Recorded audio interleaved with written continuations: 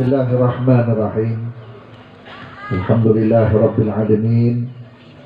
Wa bihi nasta'inu ala umuri dunya wa din. Wassalatu wassalamu ala sayyidil mursalin Sayyidina Muhammadin wa ala alihi wa sahbihi ajma'in. Allahumma salli ala nuril anwar wa siril asrar wa tiryakil aghyar wa miftahi babil yasar Sayyidina Muhammadin al-Mukhtar wa alihi al-adhar wa ashabihi al-akhyar adada ni'amillahi wa ifdalih.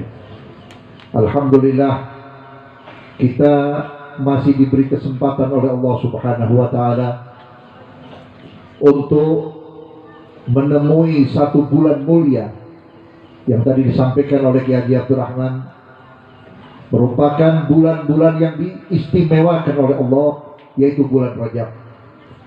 Sehingga Nabi Muhammad SAW menyatakan dalam hadis, Ar-Rajabu syahrullah wa Sya'banu syahri wa Ramadhanu syahru ummati.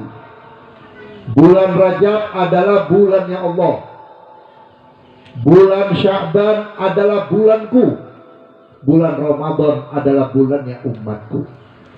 Kenapa bulan Rajab disebut bulannya Allah? Pertama, bulan Rajab ini adalah bulan pengampunan, bulan manusia-manusia yang berharap pengampunan dari Allah, ridho dari Allah.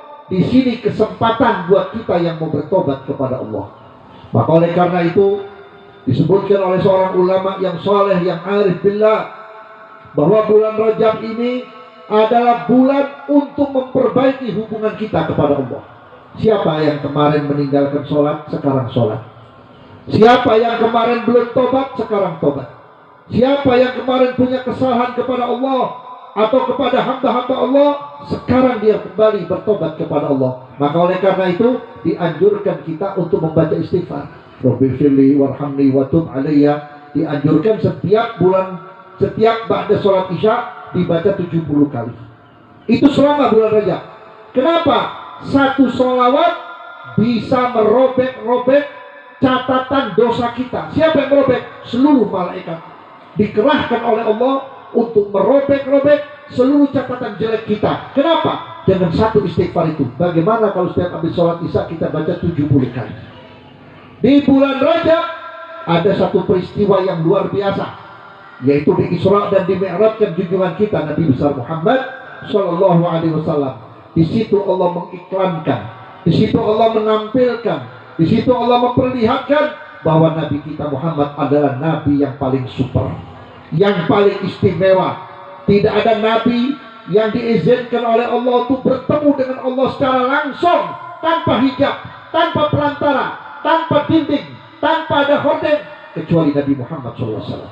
Nabi Musa ketika diminta oleh umatnya, ya Musa, tolong minta kepada Tuhanmu Allah, suruh menampilkan wajahnya Allah, suruh memperlihatkan kondisi Allah, supaya kami tambah beriman kepada Allah. Naiklah Nabi Allah Musa ke gunung Turisina. Ya Allah, mohon kepadamu ya Allah, bukan kami tidak percaya, tapi ini permintaan dari pengikutku dan umatku, agar engkau memperlihatkan diri supaya umatku itu beriman kepada engkau ya Allah. Apa jawab Allah?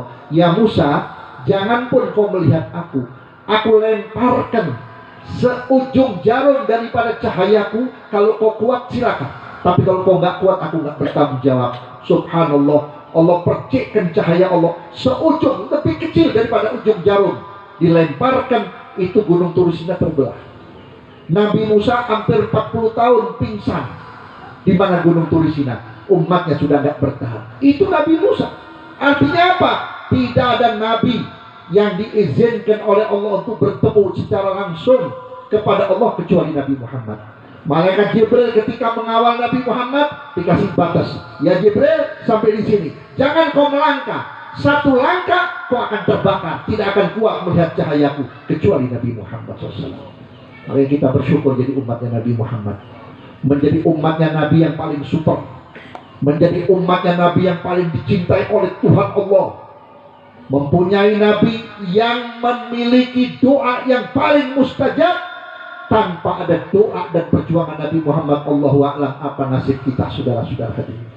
Hadirin yang saya hormati, di bulan Rajab ini Nabi Muhammad di Isra dan di Mi'rajkan. Perjalanan Isra wal Mi'raj luar biasa banyak. Bahkan sering disampaikan oleh guru-guru kita ketika kita menghadiri acara Isra wal Mi'raj, di antaranya sebelum Nabi Muhammad diberangkatkan, sebelum Nabi Muhammad bertemu dengan Rabb sampai di Sidratil Muntaha, belum berjalan ke Masjidil Haram dan ke Masjidil Aqsa, Allah berikan Nabi Muhammad beberapa bekal. Apa di antaranya? Allah tambahkan kebersihan di dalam hati Nabi Muhammad. Bukan dibelet, dikeluarin kotorannya. Saya kurang setuju. Sebab Nabi Muhammad gak kotor hati. Nabi Muhammad tidak ada dosanya, tidak ada kesalahannya. Maka dijawab oleh Habib Ali bin Abdurrahman, Habib Ali bin Muhammad Al-Habsyi dalam kitab Maulid Simtudurar, la yaqulu wa la yaf'alu illa ma'rufah. Nabi Muhammad SAW, Habib Ali bin Muhammad Al-Habsyi, maaf saudara, menjawab, tidak dikeluarkan kotoran dalam dada Nabi Muhammad, walakin zaduhu tuhran ala tuhri, akan tetapi ditambahkan kesucian dalam kesucian. Ini pelajaran untuk kita. Kalau Nabi Muhammad hatinya lebih bersih daripada berlian, lebih putih daripada berlian, lebih putih daripada yang putih, tapi masih ditambahkan kesucian oleh Allah, bagaimana dengan kita umatnya yang selalu berbuat salah?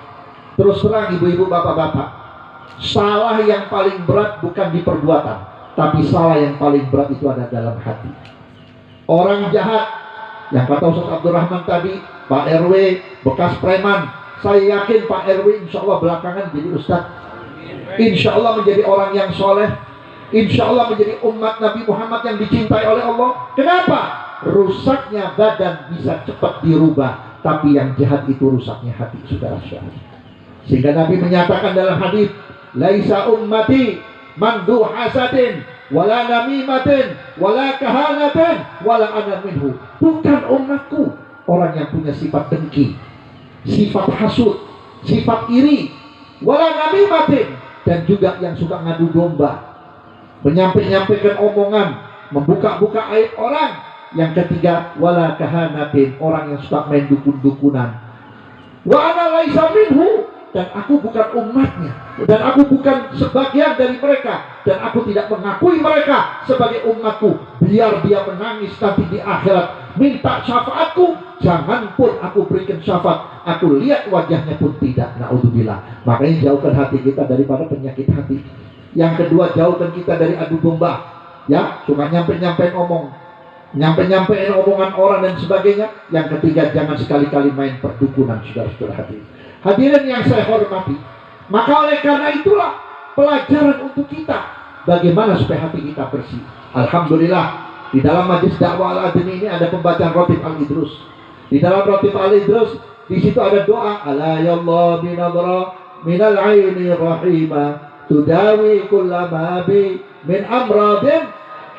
Ya Allah yang maha melihat, tolong lihat aku ya Allah, pandanglah aku dengan rahmat-Mu ya Allah, dan obati penyakit yang ada dalam jiwaku, penyakit yang sangat kronis. Apa penyakit yang disebut kronis? Penyakit yang disebut paling bahaya. Yang pertama, asyirku billah, menyekutukan Allah. Yang kedua, al-kibir, orang yang sombong, yang merasa dia lebih daripada yang lainnya. Yang ketiga, al-hasad, dengki. Yang keempat, al-ujub, riya, atau pamrih, atau sombong, dan sebagainya. Maka oleh karena itulah inti daripada Isra wal Mi'raj Nabi Muhammad SAW, satu, bersihkan hati kita. Tidak ada di dalam hati kita kecuali Allah dan Nabi Muhammad. Kalau ada di antara manusia yang merasa sombong dengan cakepnya, siapa yang menciptakan kita? Siapa yang memberi kelebihan kita? Kalau ada di antara kita sebagai manusia memiliki kesombongan karena ilmu dari mana? Harta dari mana? Jabatan dari mana? Kita bisa bergerak di dalam duduk kita, di dalam berdiri kita, itu semua karena Allah. Sehingga Nabi mengatakan apa? Kalau bukan bantuan Allah, umatku tidak akan bisa sujud kepada Allah. Alhamdulillah, kita digerakkan hati kita mau sholat, digerakkan hati kita mau ke masjid, digerakkan hati kita mau ngaji, digerakkan hati kita mau zikir. Dan yang paling penting saya ingatkan, harus banyak husnudzon kepada Allah, sangka baik kepada Allah. Jangan merasa kecil hati. Ya Allah beb, dosa saya banyak beb, kesalahan saya banyak beb. Orang yang paling besar dosanya itu Sayyidina Umar. Sayyidina Umar Ibn Khattab sebelum masuk Islam, dia berkata dosaku itu paling besar. Di antaranya apa? Adik kandungnya seorang wanita yang masuk Islam, yang jadi mu'alaf, yang jadi muslimah, baru bisa ngaji Quran. Waktu itu dia baca surat Toha. Baru dia baca Quran surat Toha, ditabok, ditempeleng, digampar oleh Sayyidina Umar. Itu sampai pipinya robek. Tangan Sayyidina Umar, jempolnya ini segede pisang emas. Bagaimana telunjuk? Ditempeleng sampai Sayyidina Umar dapat hidayah. Alhamdulillah masuk Islam. Begitu masuk Islam, dia taubat dari segala macam perbuatan yang keji. Dia kembali kepada Allah, mati dan hidup untuk Rasulullah. Apa kata Nabi Muhammad? Ya Umar, dulu kalau kamu lewat bau setan, tapi sekarang kalau kamu lewat, keringatmu membuat setan kabur dari tempatnya karena takut dengan engkau. Itulah contoh buat kita. Jadi kita jangan kecil hati. Walaupun kita dulu preman, walaupun dulu kita perempuan gak bener, walaupun kita pemuda jalanan, tapi kalau sudah turun hidayah dari Allah, kalian akan berubah menjadi orang yang baik. Saudara-saudara, Allah Ta'ala sudah berseru. Allah Ta'ala sudah berseru di dalam hadis qudsi, ya ibadi kullukum dhalun, hai hambaku, sesungguhnya kalian itu adalah sesat. Mintalah petunjuk kepadaku, niscaya aku berikan petunjuk.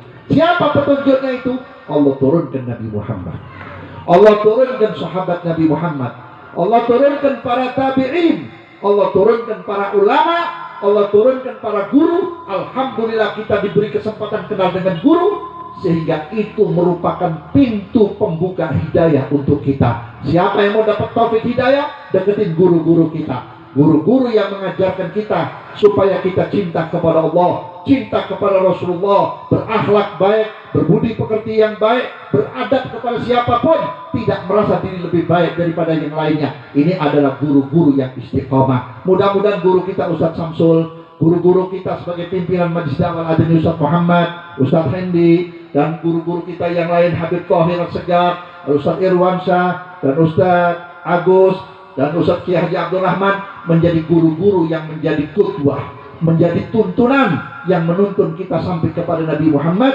Sallallahu Alaihi Wasallam. Alhamdulillah, saya ucapkan terima kasih atas kehadiran Bapak Sekcam, Bapak RW, Bapak RT, dan para tokoh-tokoh. Begitu pula para kiai, para ulama, para tokoh Majelis Ulama. Alhamdulillah, terima kasih. Saya selaku pendiri Majelis Dakwah Al-Adni mengucapkan terima kasih atas kehadirannya di dalam pengajian bulanan ini. Mudah-mudahan bapak-bapak yang hadir diangkat derajatnya oleh Allah. Saya doakan Bapak Sekcam insya Allah nggak lama lagi jadi camat, insya Allah. Insya Allah nggak lama lagi jadi camat. Dan guru-guru kita dipanjangkan umur. Ustadz Samsul diberi kepercayaan oleh Allah untuk mengemban para umat dan masyarakat.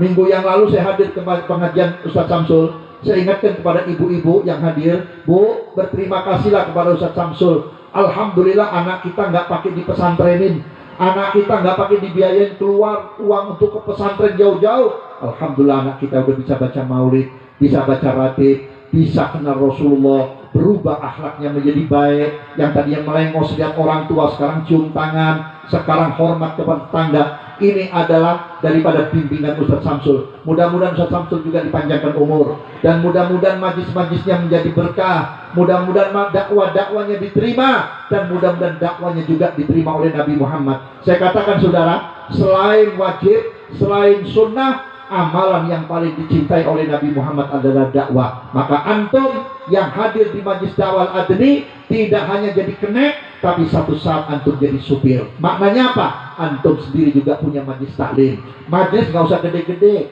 majelis nggak usah banyaknya, yang penting hasilnya. Ada majelis jumlahnya ribuan, itu ketimpringannya itu rebane satu truk, bumbang, tapi tidak menghasilkan bagaimana cara mendidik generasi kita menjadi generasi yang militan, militan Ahlus Sunnah wal Jamaahnya, militan keyakinannya, militan kecintaannya kepada Nabi Muhammad Sallallahu Alaihi Wasallam. Kurang dan lebihnya mohon maaf. Assalamualaikum warahmatullahi wabarakatuh.